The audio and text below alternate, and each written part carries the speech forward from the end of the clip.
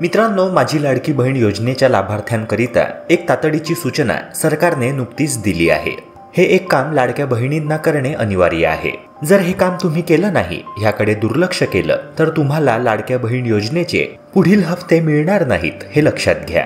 तेव्हा ह्या अत्यंत महत्त्वपूर्ण व्हिडिओला शेवटपर्यंत पूर्ण बघा, जेणेकरून कोणतीच महत्त्वाची बातमी तुम्ही मिस करणार नाही। मित्रांनो, नोव्हेंबर पर्यंतचे हफ्ते तुम्हाला मिळाले आहेत, मात्र डिसेंबर आणि त्याच्या पुढील हफ्ते जर तुम्हाला मिळवायचे असतील तर कोणते महत्त्वाचे काम तुम्हाला करावे लागणार आहे जाणून घेऊया आजच्या ह्या व्हिडिओद्वारे। तत्पूर्वी तुम्हाला एक नम्र विनंती करतोय, जर तुम्ही आपल्या YouTube चॅनलवर नवे असाल तर व्हिडिओला लाईक करून चॅनलला नक्की सबस्क्राईब करा, जेणेकरून शासनाच्या विविध योजनांची माहिती इन डिटेल तुम्हाला मिळत राहील। चला तर मग मित्रांनो, व्हिडिओ सुरू करूया। मित्रांनो, नुकतीच महायुती सरकारने एक मोठी घोषणा केली आहे, ज्यात स्पष्टपणे सांगण्यात आलं आहे की रेशन कार्डाला आधार कार्ड सोबत लिंक करणे बंधनकारक आहे। कारण निवडणूक प्रक्रिया पूर्ण झाल्यानंतर सरकार लाडकी बहीण योजनेच्या अर्जांची पुनर्तपासणी करणार ही बाब पुढे आली आहे। म्हणजेच परत प्रत्येक अर्ज हा व्यवस्थितरित्या तपासला जाणार आहे, कारण अनेक लाभार्थ्यांनी चुकीच्या पद्धतीने योजनेचा लाभ घेण्याचा प्रयत्न केला आहे। इतकेच नव्हे तर काही पुरुषांनी देखील महिलांच्या नावाने फेक अर्ज करून पैसे लाटण्याचा प्रयत्न केल्याचे उघड झाले आहे। त्यामुळेच सरसकट सर्वच अर्जांची पुनर्तपासणी होणार आहे। अशात जर तुमचं नाव रेशन कार्ड धारकांच्या लिस्टमध्ये दिसून आलं नाही, रेशन कार्डावर घरातील प्रत्येक सदस्याचं नाव दिसलं नाही, तर तुम्हाला लाडकी बहीण योजनेतून वगळण्यात येणार हे निश्चित आहे।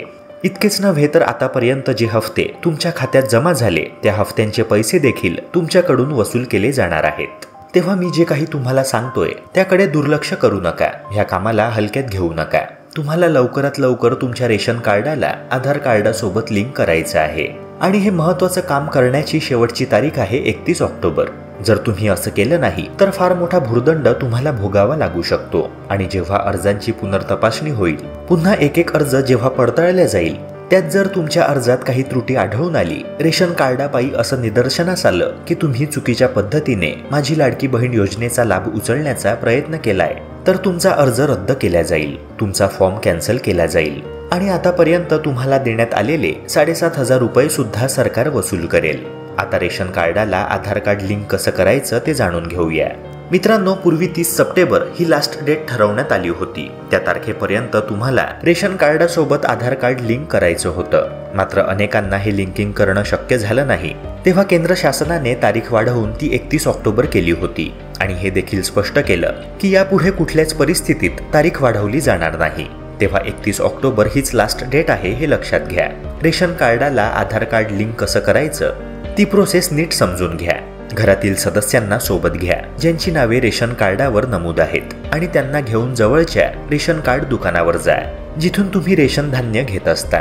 तिथे जाऊन घरातील सगळ्या सदस्यांच्या आधार कार्डाची झेरॉक्स जमा करा। त्याशिवाय सर्व सदस्यांचे अंगठे त्यांच्याजवळ उपलब्ध असलेल्या इपॉस मशीनवर घेण्यात येतील। अंगठे घेतल्यानंतर KYC ची प्रक्रिया पूर्ण होते।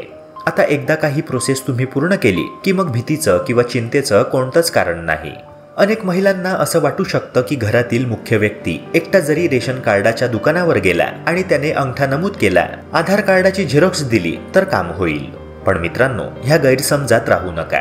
या प्रक्रियेत घरातील प्रत्येक सदस्य ज्याचे नाव रेशन कार्डावर नमूद आहे त्याने तेथे उपस्थित राहणे बंधनकारक आहे। अगदी लहान मुलापासून वृद्ध व्यक्तीपर्यंत घरातील सगळेच तिथे उपस्थित असणे आवश्यक आहे। जर घरातील एखादी व्यक्ती नोकरीनिमित्त किंवा व्यवसायानिमित्त परगावी असेल तर त्याला परत बोलावून घ्या आणि रेशन कार्डाच्या KYC ची प्रक्रिया तात्काळ पूर्ण करून घ्या।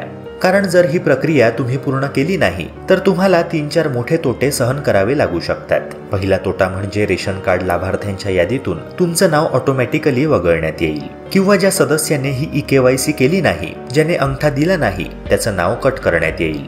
एकदा का नाव कट झालं की मग पुन्हा त्याचं नाव ऍड करायला बऱ्याच गोष्टी आणि मनस्ताप सहन करावा लागेल, कारण ही प्रोसेस सुद्धा काही साधी सरळ नाही। अनेक हेलपाटे तुम्हाला मारावे लागतील। शिवाय रेशन कार्ड धारकांच्या यादीतून नाव कट झाल्यामुळे त्या व्यक्तीला कोणत्याही सरकारी योजनेचा लाभ घेता येणार नाहीये। म्हणजेच ज्या योजनांकरिता रेशन कार्ड अनिवार्य असतं त्या सर्व योजनांमधून त्या व्यक्तीला वगळले जाईल। एक उदाहरण द्यायचं झालं तर या दिवाळीत आनंदाचा शिधा लोकांना वाटप करणं सुरू झालंय, मात्र जर तुमचं नावच यादीतून वगळण्यात आलं असेल तर तुमच्या नावाचा शिधा मिळणार नाही। ह्याशिवाय आणखी एक मोठा तोटा म्हणजे रेशन कार्डावर आधारित असलेली मुख्यमंत्री अन्नपूर्णा योजनेचा लाभ देखील तुम्हाला घेता येणार नाही, ज्या योजनेला आपण 3 मोफत गॅस सिलेंडर योजना असे देखील म्हणतो। त्यासाठी देखील रेशन कार्डाची ई-केवायसी बंधनकारक करण्यात आली आहे। मात्र जर तुमचं रेशन कार्डावरून नावच कट झालं तर तुम्हाला 3 मोफत गॅस सिलेंडरचे पैसे मिळणार नाहीत, हे लक्षात घ्या। जवळपास 2,500चा फटका तुम्हाला बसेल। 830 रुपयांच्या दराने 3 सिलेंडर या योजनेअंतर्गत मोफत दिले जातात। सुरुवातीला तुम्हाला पैसे भरावे लागतात, मात्र 3-4 दिवसांतच सिलेंडरचे हे पैसे तुमच्या बँक अकाउंटमध्ये जमा केले जातात। तेव्हा 3 सिलेंडरचे मिळणारे 2,500 रुपये देखील तुम्हाला गमवावे लागू शकतात। शिवाय लाडकी बहीण योजनेचा लाभ घेण्यासाठी सुद्धा रेशन कार्ड अत्यंत गरजेचं आहे। त्याशिवाय ह्या योजनेचा लाभ तुम्हाला घेता येणार नाहीये।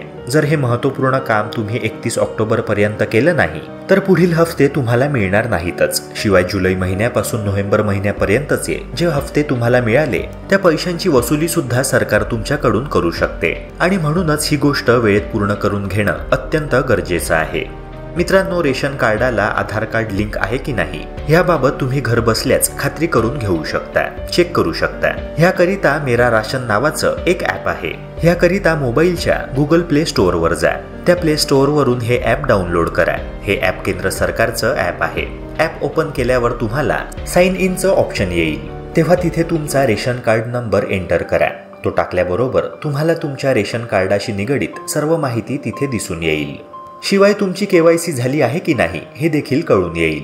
तिथे तुमच्या घरातील सर्व सदस्यांची नावे तुम्हाला दिसून येईल। शिवाय सदस्यांच्या नावापुढे टिकमार्क देखील दिसून येईल, ज्यात डीबीटी इनेबल असे हिरव्या अक्षरांमध्ये लिहिलेलं असेल। हे तेव्हाच शक्य आहे जेव्हा तुमची केवायसी प्रोसेस ही पूर्ण झालेली असेल। जर डीबीटी इनेबल असं लिहिलेलं नसेल तर केवायसी झालेली नाही हे लक्षात घ्या। घरातील सर्व सदस्यांपुढे डीबीटी इनेबल असं लिहिलेलं असणं गरजेचं आहे। तेव्हा ज्यांचं केवायसी शिल्लक आहे त्यांनी तातडीने ही प्रोसेस पूर्ण करणे गरजेचे आहे। ज्या दिवशी तुम्ही रेशन कार्डाच्या दुकानावर जाऊन ई-केवायसी पूर्ण कराल, ई-पॉस मशीनवर तुमचा अंगठा द्याल, त्याच्या 24 तासांनंतर मेरा राशन ह्या ॲपवर ई-केवायसी अपडेट झाली की नाही हे नक्की चेक करून घ्याल। जर ते अपडेट झालं नसेल, काही एरर आला असेल तर परत एकदा त्या रेशन कार्ड दुकानदाराकडे जा आणि त्याबाबत त्याला विचारणा करा। ॲपवर अपडेट झालं नसल्याचं दिसतंय असं त्याला सांगा। मित्रांनो, ही प्रोसेस लवकरात लवकर पूर्ण करून घ्या, कारण शेवटच्या 1-2 दिवसांमध्ये तिथे प्रचंड गर्दी राहील। असे अनेक लोक आहेत ज्यांनी ई-केवायसी प्रोसेस करण्यात चालढकल केली, तेव्हा असे सगळे तेथे हजर असतील। मग वेळेअभावी अनेकांची ई-केवायसी ही प्रक्रिया पूर्ण होणे शक्य होणार नाही। तेव्हा इतकी मोठी रिस्क घेण्यापेक्षा तातडीने हे काम पूर्ण करून घ्या आणि निश्चिंत व्हा। आज उद्यामध्ये हे काम पूर्ण करून घ्या। सणासुदीचे दिवस सुरू झाल्यावर सगळं कठीण होऊन बसेल। तेव्हा ह्या ज्या तातडीच्या सूचना सरकारने केल्या आहेत त्यांच्याकडे दुर्लक्ष करू नका। ज्या लाडक्या बहिणींना योजनेचे पुढील महिन्यांचे हफ्ते कुठल्याच अडचणीशिवाय हवे असतील त्या सगळ्यांनी रेशन कार्डाची ई-केवायसी तात्काळ पूर्ण करून घ्या। सरकारने अशी पावले का उचलले ते देखील समजून घ्या। रेशन कार्ड केवायसी करण्यामागील मूळ उद्देश असा आहे की जर एखादा मयत व्यक्ती असेल त्याचे नाव या यादीतून वगळले जावे। मागील अनेक वर्षांपासून रेशन कार्डाची योजना सुरू आहे। अनेक वेळा ही यादी अपडेट करण्यात आली आहे, मात्र तरी देखील अद्ययावत यादी मिळवण्यासाठी तसेच केवळ गरजूंनाच मदत व्हावी यासाठी ई-केवायसी ची प्रक्रिया सरकार राबवत आहे। शिवाय महायुती सरकारच्या वतीने मुख्यमंत्री एकनाथ शिंदे यांनी मोठी घोषणा करत म्हटले आहे की आम्ही आगामी निवडणुकीत जर निवडून आलो तर योजनेचा हफ्ता 1,500 ऐवजी 2,000 रुपये आणि त्याच्या 6 महिन्यांनंतर 2,500 रुपये करणार आहोत। तेव्हा वर्षाकाठी 24,000 ते 30,000 रुपये सरकार देणार आहे आणि इतकी मोठी रक्कम सोडण्याची रिस्क घेऊ नका। वेळेत रेशन कार्डाचे आधार लिंकिंग करून घ्या। मित्रांनो, आय होप हा व्हिडिओ तुम्हाला महत्त्वाचा वाटला असणार। तेव्हा अशाच प्रकारच्या शासनाच्या विविध योजनांची माहिती वेळेत मिळवण्यासाठी व्हिडिओला लाईक करून चॅनलला नक्की सबस्क्राईब करा। भेटूया पुन्हा एका नव्या व्हिडिओसह। जय हिंद, जय महाराष्ट्र।